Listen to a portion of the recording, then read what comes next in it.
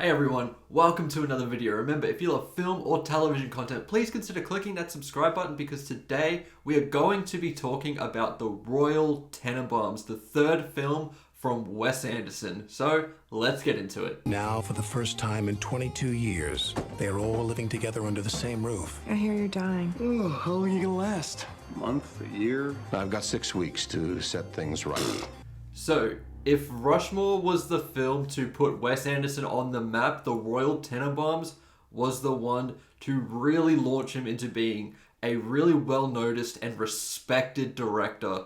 This was the first film of his that got nominated for an Academy Award for Best Original Screenplay, and it was thoroughly well-deserved. A lot of people, to this day, still consider this to be one of, if not the best Wes Anderson movies. And you have a pretty good argument if you believe that, because The Royal Tenenbaums is just a phenomenal film. I've seen this film 3 times now, and with each watch, it has just gotten better and better. While this still has a lot of the rough around the edges quality to it that a lot of the earlier Wes Anderson films had, it once again does not have an OCD-like approach to its stylistic choices. While there is a lot more of that cinematography style that you would expect in a Wes Anderson movie, a lot of symmetry, a lot of whip pans, zoom ins, all of that stuff are in here, and more so than Bottle Rocket and Rushmore combined. I think that this is the first film where we really start to notice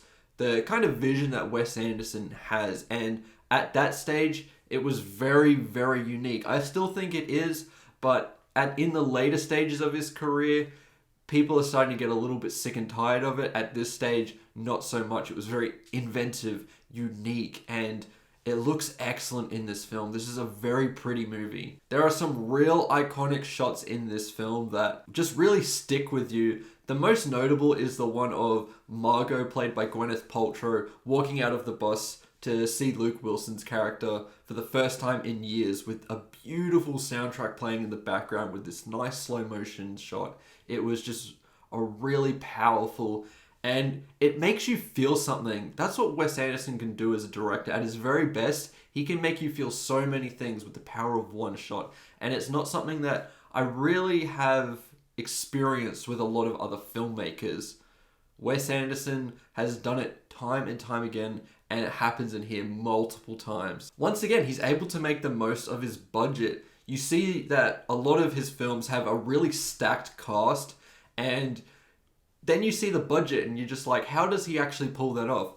Well, a lot of these actors don't make a whole lot of money from a Wes Anderson film. If anything, they're taking it as a loss, but a lot of them are so impressed with the stylistic choices, the power of his screenplays, that they really want to be a part of it. The biggest name that was in this film at the time was Gene Hackman, as a lot of the other people in this may be more recognizable, but they were still at the beginning of their careers, so they weren't as noticeable. They could probably take a bit more of a pay cut. Gene Hackman plays a major role in this film, and he did take a massive pay cut. But his agent was actually the one that convinced him to be a part of this film, and it worked out really well for him because he gave a really great performance, and this film is really beautifully done. I think what sets the Royal Tenenbaums aside from a lot of the other Wes Anderson films to this day is the fact that I think that this is his darkest film. It takes on the most serious subject matter, and it really takes a really massive turn to something that you're really not expecting from him. I remember watching this for the very first time and just being shocked that he chose to go in that direction, because Wes Anderson films, while they're very melancholic, they're usually very light-hearted. They really don't get too heavy. This one does. Now, I'm going to be talking full spoilers at this moment, so you have been warned. I'll give you a couple of seconds to move on. 3, 2, 1. Okay, so Luke Wilson's character attempts suicide in this, and it's a really confronting scene. He decides to move on from living because Gwyneth Paltrow, Margot, who he has loved for his entire life, he's getting the feeling that she doesn't love him back. And he's so sick of this rejection and dealing with that he decides he's going to kill himself. And you get this really haunting shot of his arms in a top-down kind of stylistic choice that Anderson likes to use, and then you just see blood gushing down from his arms. It's a really confronting shot. It's really heavy, and it's hard not to feel something for the character at that time. It's definitely justified within the film, so I don't think it's distasteful by any means, and I think that it really sets itself apart from other Wes Anderson films because you never see him try anything like that ever again. Now, Richie, played by Luke Wilson, is probably one of my favorite Wes Anderson characters. He goes through a lot in this film, and he also seems like at times he's the most mature one, but at the same time, a lot of this family, they're very immature.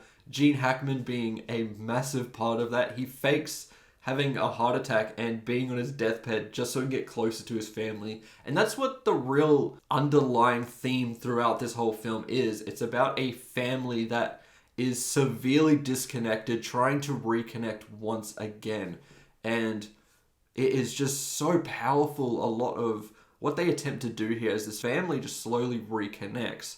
A lot of the dry comedy that Anderson has in his films is presented here as well, as Ben Stiller's character Chaz, to me, is just such a hilarious character. The disconnect he has with his father was just hilarious. A lot of the scenes that play out are just so great.